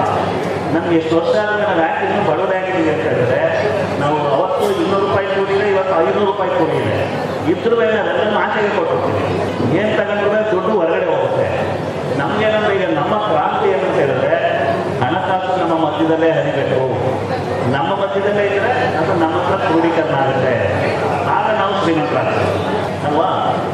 ನನಗೆ ಆಚೆಗೆ ಹೋಗ್ಬಿಟ್ರೆ, ಈಗ ಉದಾಹರಣೆಗೆ ನಾನು ಮೊಬೈಲಲ್ಲಿ ಕರೆನ್ಸಿ ಹಾಕೋದ್ರೂ ನಮ್ಮ ಇವತ್ತು SHG ಅಂತಿದೆ, ಅದು ನಿಮಗೆ ಮಾರುಕಟ್ಟೆನೂ ಆಗುತ್ತೆ, ಬಂದ ಲಾಭ ನಮ್ಮ ಮಧ್ಯದಲ್ಲೇ ಉಳಿಯುತ್ತೆ. ಬೇರೆಯವ್ರ ಹತ್ರ ಖರೀದಿ ಮಾಡಿದ್ರೆ ಬೇರೆಯವ್ರ ಹತ್ರ ಹೋಗುತ್ತೆ. ಇದನ್ನು ನಾವು ಪರ್ಯಾಯ ಆರ್ಥಿಕತೆ ಅಂತ ಹೇಳ್ತೀವಿ. ಅಂದರೆ ಈಗಿರೋದು ಕೇಂದ್ರೀಕೃತ ಮಾರುಕಟ್ಟೆ. ನಾವೇನು ತಗೊಂಡ್ರೆ ಯಾರೋ ದೇಶದೊಳಗೆ 100 ಜನ ಮಾತ್ರ ಶ್ರೀಮಂತರು ಇರ್ತಾರೆ, ಎಲ್ಲ ದುಡ್ಡು ಅಲ್ಲೇ ಹೋಗುತ್ತೆ. ಈ ತೆಲುಗಲ್ಲಿ ಗದ್ದರ್ ಅಂತ ಒಬ್ಬರಿದ್ರು, ಒಂದು ಹಾಡು ಹೇಳ್ತಿದ್ರು ಅವರು, 20 ರೂಪಾಯಿ ಎಣ್ಣೆ ಹಾಲು ಅಂತ, ಮುದ್ದೆ ಮತ್ತು ಆತುಗವರು ರೈತ ಉತ್ಪಾದಕ ಕಂಪನಿಯವರು ಬ್ರಾಂಡ್ ನೇಮ್ ಏನು ಗೊತ್ತಾ? ಮುದ್ದೆ, ರಾಗಿ ಮುದ್ದೆ. ಮದ್ದು ಅಂತ ಇವ್ರದ್ದು ಹಿರೇಮಣಿ ನೋಡಿ, ಬ್ರಾಂಡ್ ನೇಮು ಎಷ್ಟು ದೇಶೀಯವಾಗಿದೆ ಅಂತ. ಬ್ರಾಂಡ್ ನೇಮುವೆ ಎಷ್ಟು ಆರೋಗ್ಯಕರವಾಗಿದೆ, ಎಷ್ಟು ದೇಶೀಯವಾಗಿದೆ ಅಂತ ಕೇಳುವಾಗ ನಮ್ಮದು ಆರೋಗ್ಯ ಅಂತ ಅನಿಸುತ್ತೆ. ಮುದ್ದೆ ಮದ್ದು ಅಂತ ಹೇಳಿದ್ರೆ ನಮಗೊಂಥರ ಹೌದು ಅಂತಲ್ವಾ? ಆ ಬ್ರ್ಯಾಂಡ್ ಹೆಸರು ಕೇಳಬೇಕು ನಿಮಗೆ. ಮುದ್ದೆ ಮದ್ದು, ಹಿರೇಮಣಿ, ಇನ್ನು ಸುಮಾರು ಮಾಡಿದ್ದಾರೆ ಎಲ್ಲ. ಹೀಗೆ ಇವು ಈ ದೇಶೀಯ ಬ್ರ್ಯಾಂಡ್ಗಳು ನಮ್ಮನ್ನು ಎನ್ರಿಚ್ ಮಾಡುತ್ತೆ, ಮತ್ತು ಈಗ ತಿಳುವಳಿಕಷ್ಟು ವಾಪಸ್ ಬರ್ತಾ ಇದೆ. ಹಾಗಾಗಿ ಈ ಥರದ ಒಂದು ಮಾರುಕಟ್ಟೆಯ ಅಗತ್ಯತೆ ಇತ್ತು, ಶುರುವಾಗಿದೆ. ಇದು ಇವತ್ತು ಜಿಲ್ಲಾ ಮಟ್ಟದಲ್ಲೇ, ನಾಳೆ ಎಲ್ಲ ತಾಲೂಕುಗಳಲ್ಲಿ ಶುರುವಾಗಬೇಕು, ಎಲ್ಲ ಹೋಬಳಿಗಳಲ್ಲಿ ಶುರುವಾಗಬೇಕು, 234 ಗ್ರಾಮ ಪಂಚಾಯಿತಿಗಳಲ್ಲಿ ಶುರುವಾಗಬೇಕು. ಒಂದು ತಿಂಗಳಿಗೆ ನಮ್ಮ ವ್ಯಾಪಾರ ವಹಿವಾಟು ನಮ್ಮ ಮಾರುಕಟ್ಟೆಯಲ್ಲಿ ಕನಿಷ್ಠ 10 ರಿಂದ 15 ಕೋಟಿ ಒಂದು ತಿಂಗಳಿಗೆ ಬರೀ ನಮ್ಮ ಜಿಲ್ಲೆಯಲ್ಲಿ ವ್ಯಾಪಾರ. ತಿಂಗಳಿಗೆ 100 ಕೋಟಿ ಹಾಕಬೇಕು ಅನ್ನೋದು ಆಶಯ. ಪ್ರಾರಂಭದಲ್ಲಿ ನಾವು ಲೆಕ್ಕ ಹಾಕಿದ್ವಿ 234 ಗ್ರಾಮ ಪಂಚಾಯಿತಿ. ಎಲ್ಲವೇ ನಾಳೆ ಯಾರು ರಿಲಯನ್ಸ್ ಯಾರು ಬರಬಾರ್ದು, ಎಲ್ಲ ನಿಮ್ಮ ಒಕ್ಕೂಟಗಳು, ಸಂಜೀವಿನಿ ಒಕ್ಕೂಟ ನಿಮ್ಮ ಹತ್ರ ದುಡ್ಡು ಇದೆ. ಅಲ್ಲೇ ಪರಸ್ಪರ ಮಾರುಕಟ್ಟೆ ಈಗಾಗಲೇ ದೇವನಹಳ್ಳಿಯಲ್ಲಿ ಎಲ್ಲ ಮಾಡಿದ್ದಾರೆ. ನೀವು ಹೋಗಿ ನೋಡಿ, ದೇವನಹಳ್ಳಿಯಲ್ಲಿ 3 ವರ್ಷದಾಗ ನಾವು ಈಗಾಗಲೇ ಪ್ರಯೋಗ ಮಾಡಿ ಒಂದು ವರ್ಷಕ್ಕೆ 34 ಲಕ್ಷ ರೂಪಾಯಿ ವ್ಯಾಪಾರ ಮಾಡಿದವರು. ಯಾವ್ದೇಳಿ ಸ್ವಸಹಾಯ ಸಂಘದ ಒಕ್ಕೂಟ ಸ್ವಸಹಾಯ ಸಂಘದ ಒಕ್ಕೂಟ ಒಂದು ವರ್ಷಕ್ಕೆ 34 ಲಕ್ಷ ರೂಪಾಯಿ ವ್ಯಾಪಾರ ಮಾಡೋರೆ. ಒಂದೊಂದು ಪಂಚಾಯತಿಯಲ್ಲಿ 25 ಲಕ್ಷ ಅನ್ಕೊಳ್ಳಿ ವರ್ಷಕ್ಕೆ. 234 ಪಂಚಾಯತಿಗೆ ಎಷ್ಟು ಲಕ್ಷ ಆಯಿತು, ಎಷ್ಟು ಕೋಟಿ ಆಯಿತು. ಹೋಬಳಿ ಮಟ್ಟದಲ್ಲಿ ಎಲ್ಲ ಕಡೆ ಆದರೆ ನಮ್ಮ ದುಡ್ಡು ನಮ್ಮ ಮಧ್ಯೆನೇ ಇರುತ್ತೆ, ನಮ್ಮದೇ ಮಾರ್ಕೆಟ್ ಆಗುತ್ತೆ. ನಾಳೆ ನಾವೇ ಇದ್ರ ಬಗ್ಗೆ ಒಂದು ಎಲ್ಲರ ಉತ್ಪನ್ನಗಳಿಗೆ ಉದ್ಯೋಗಗಳು ಇಷ್ಟ ಆಗುತ್ತೆ. ಈ ಹಿನ್ನೆಲೆಯಲ್ಲಿ ಇದನ್ನು ಶುರು ಮಾಡಿರೋದು.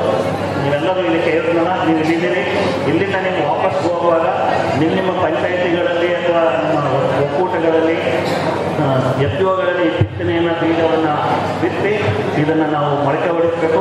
ಮಾರ್ಕೆಟ್ ಶುರುವಾಗಬೇಕು, ಒಂದು ದೊಡ್ಡ ಕ್ರಾಂತಿ ಶುರುವಾಗಲಿ ಅಂತ ಹಾರೈಸ್ತಾ ಈ ಇಡೀ ಯಶಸ್ಸಿಗೆ ಈಗಾಗಲೇ ಹೇಳಿದಂಗೆ ನಮ್ಮ ಜಿಲ್ಲಾ ಪಂಚಾಯತು JD ಅವರು ಎಲ್ಲರೂ ಇದಕ್ಕೆ ಕೈ ಜೋಡಿಸಿದ್ದಾರೆ.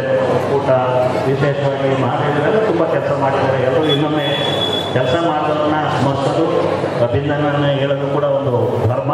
ಹಾಗಾಗಿ ಅವರೆಲ್ಲರಿಗೂ ಅಭಿನಂದನೆಗಳು ಹೇಳ್ತಾ ಇದು ಯಶಸ್ವಿಯಾಗಿ ಹಾರೈಸ್ತೀನಿ.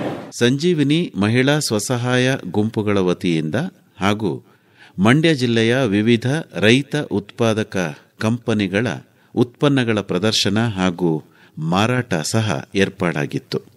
ಬೆಲ್ಲದ ನಾಡು ರೈತ ಉತ್ಪಾದಕರ ಸಂಸ್ಥೆಗಳ ಒಕ್ಕೂಟದ ಅಧ್ಯಕ್ಷರಾದ ಕಾರಸವಾಡಿ ಮಹಾದೇವ್ ಅವರ ನಿರೂಪಣೆಯೊಂದಿಗೆ ಸುಸೂತ್ರವಾಗಿ ಸಾಗಿದ ಕಾರ್ಯಕ್ರಮ ಅವರದೇ ವಂದನಾರ್ಪಣೆಯೊಂದಿಗೆ ಮುಕ್ತಾಯವಾಯಿತು. ನಮ್ಮ ಹೊಲ ನಮ್ಮ ಬೆಳೆ ಪೂರ್ಣ ಲಾಭದ ನ್ಯಾಯ. ಮಂಡ್ಯದಲ್ಲಿ ನಡೆದ ನಮ್ ಕಂಪನಿ ಬಾನುಲಿ ಸರಣಿಯ ಸಮಾರೋಪ ಸಮಾರಂಭದ ಅವತರಣಿಕೆಗಳನ್ನು ಕೇಳಿದಿರಿ. ಪ್ರಸ್ತುತಿ ಎನ್ ಕೇಶವಮೂರ್ತಿ. ಸಮಬಾಳು ಸಮಪಾಲು ಎಂಬುದೇ ಕಂಪನಿಯ ಧ್ಯೇಯ. ರೈತರ ಸಾಮಾಜಿಕ ಆರ್ಥಿಕ ಸ್ಥಿತಿಯನ್ನು ಬದಲಾಯಿಸುವ ಸಾಮರ್ಥ್ಯ ಪಾಮ್ ಮರಗಳಿಗೆ ಇವೆ. ಯಾವುದೇ ಸಸ್ಯಜನ್ಯ ಎಣ್ಣೆಗಿಂತ ಈ ಪಾಮ್ ಹಣ್ಣು ಪ್ರತಿ ಎಕರೆಗೆ ಹೆಚ್ಚು ಉತ್ಪಾದನೆ ಕೊಡುತ್ತದೆ. ಈ ಪಾಮ್ ಹಣ್ಣುಗಳು ಬೇರೆ ಸಸ್ಯಜನ್ಯ ಹಣ್ಣುಗಳಿಗಿಂತ 10 ಪಟ್ಟು ಹೆಚ್ಚು ಇಳುವರಿಯನ್ನು ಕೊಡುತ್ತದೆ. ಬೇರೆ ಬೆಳೆಗಿಂತ 10 ಪಟ್ಟು ಹೆಚ್ಚು ಸಂಪಾದನೆ ಮಾಡಬಹುದು. ಅಂತರ ಬೆಳೆ ಬೆಳೆದು ರೈತರು ತಮ್ಮ ಆದಾಯವನ್ನ ದುಪ್ಪಟ್ಟು ಮಾಡುತ್ತಿದ್ದಾರೆ. ಕರ್ನಾಟಕದ ಬೆಳಗಿ ಗ್ರಾಮದ ಬೀರಪ್ಪ ಅನ್ನೋ ರೈತ ಈ ಪಾಮ್ ಮರದ ಆರ್ಥಿಕ ನಿರೀಕ್ಷೆಯಿಂದ ಈ ಪಾಮ್ ಕೃಷಿ ಶುರು ಮಾಡಿದ್ದಾರೆ. ನಾನೀಗ 17 ವರ್ಷ ಬೆಳೆಯಾಕತ್ತೀನಲ್ಲ, ಈ ಬೆಳೆ ಹಚ್ಚುಕಿಂತ ಪೂರ್ವದಲ್ಲೇ ಆಜುಬಾಜು ರೈತರು ನನಗೆ ಇದೊಂದು ಸ್ವಲ್ಪ ಯಾಕೋ ನೀವು ಮುಳ್ಳಿನ ಗಿಡ ಹಚ್ಚಬೇಡ, ಇದು ಭಾಳ ನಿನಗೆ ಇದು ಆಕತಿ ಲಾಭದಾಯಕ ಅನಿಸೋದಿಲ್ಲ ಅಂತ ತಿಳ್ಕೊಂಡು ಹೇಳಿದರು. ಆದರೂ ನನಗೆ ತೋಟಗಾರಿಕೆ ಇಲಾಖೆಯವರು ಬಂದು ಇಲ್ಲ ನೀವು ಬೆಳೆದು ನೋಡ್ರಿ, ಇದು ಲಾಭಾಲಿಕ ನಮ್ಮನ್ನು ಕೇಳ್ರಿ ಅಂತೇಳಿ ಚಾಲೆಂಜ್ ಮಾಡಿದ್ರು ಅವರು. ನಾನು ಅವ್ರು ಹೇಳಿದ ಪ್ರಕಾರ ಚಲೋ ಇಳುವರಿ ತೆಗಿಯೋಕೆ ಪ್ರಯತ್ನ ಮಾಡಿದ್ನಿ. 3 ವರ್ಷದಿಂದ ನನಗೆ ಬೆಳೆ ಸ್ಟಾರ್ಟ್ ಆಯ್ತು ಕಟಾವು ಮಾಡೋಕೆ ಹಣ್ಣು. ಇವತ್ತಿಂತ ನಾನು 15 ದಿವಸಕ್ಕೊಮ್ಮೆ ಕಟಾವು ಮಾಡೋದು ನಿಲ್ಲಿಸಿಲ್ಲ. ನನಗೆ ಭಾಳ ಇದು ಕಬ್ಬಿನಕ್ಕಿಂತ ಲಾಭದಾಯಕ ಅನಿಸುತ್ತೆ ಅನ್ನೋದ್ರಿಂದ ಇದು ಚಲೋ ಬೆಳೆ ಆಗೈತೆ ನನಗಿದು. ಇದು ನನ್ನ ನೋಡಿ ಇನ್ನೂ ಸಾಕಷ್ಟು ಜನನು ಹಚ್ಚಾರ ಈಗ ರೈತರು ಆಜುಬಾಜು ಎಲ್ಲ. ಈಗ ನನಗೆ ಬ್ಯಾಡ ಅಂದ್ರೆ ರೈತರು ಇಳುವರಿ ಚಲೋ ಬರೋದ್ರಿಂದ ಒಳ್ಳೆ ಲಾಭದಾಯಕ ಬೆಳೆ ಅನಿಸೈತಿ. ಹೀಗಾಗಿ ಎಲ್ಲ ರೈತರು ಇದನ್ನು ಬೆಳೆಯೋಕೆ ಏನು ಅಡ್ಡಿ ಇಲ್ಲ ಅಂತೇಳಿ ನನ್ನ ಅಭಿಪ್ರಾಯ. ಭಾರತ ಸರ್ಕಾರ ಎಣ್ಣೆ ತಾಳೆ ಸಸಿಗಳಿಗೆ ರೂಪಾಯಿ 20,000ರಿಂದ 29,000ವರೆಗೆ ಪ್ರತಿ ಹೆಕ್ಟರ್ಗೆ ಸಹಾಯಧನ ನೀಡಲಾಗುತ್ತಿದೆ. ಅಂತರ ಬೆಳೆ ಹಾಗೂ ಬೆಳೆಯ ನಿರ್ವಹಣೆಗೆ ಸಂಬಂಧಪಟ್ಟಂತೆ ಪ್ರತಿ ಹೆಕ್ಟರ್ಗೆ 42,000 ಸಹಾಯಧನವನ್ನು ನೀಡಲಾಗುತ್ತಿದೆ. ಜೊತೆಗೆ ಹನಿ ನೀರಾವರಿ ಅಳವಡಿಕೆಗೂ ಸಹ ಸಹಾಯಧನ ನೀಡಲಾಗುತ್ತಿದೆ. ಒಟ್ಟು ಪ್ರತಿ ಹೆಕ್ಟರ್ಗೆ 30,000 ಒಂದು ಸಹಾಯಧನ ನೀಡಲಾಗುತ್ತದೆ. ಜೊತೆಗೆ ಬೆಳೆ ಕಟಾವು ಯಂತ್ರ ಹಾಗೂ ಟ್ರ್ಯಾಕ್ಟರ್ ಟ್ರಾಲಿಗೂ ಸಹಿತ ಒಂದು ಸಹಾಯಧನ ನೀಡುವಂಥ ಒಂದು ಯೋಜನೆ ಈ ಒಂದು ತಾಳೆ ಬೆಳೆ ಯೋಜನೆಯಲ್ಲಿದೆ. ಪಾಮ್ ಕೃಷಿ ನಮ್ಮ ದೇಶದ ರೈತರಿಗೆ ಒಂದು ವರವಾಗಿದೆ. ರೈತರು ಆರ್ಥಿಕ ಸ್ವಾವಲಂಬನೆ ಮತ್ತು ಸಮೃದ್ಧಿಯನ್ನು ಪಾಮ್ ಕೃಷಿಗಾರಿಕೆಯಿಂದ ಪಡೆಯಬಹುದು.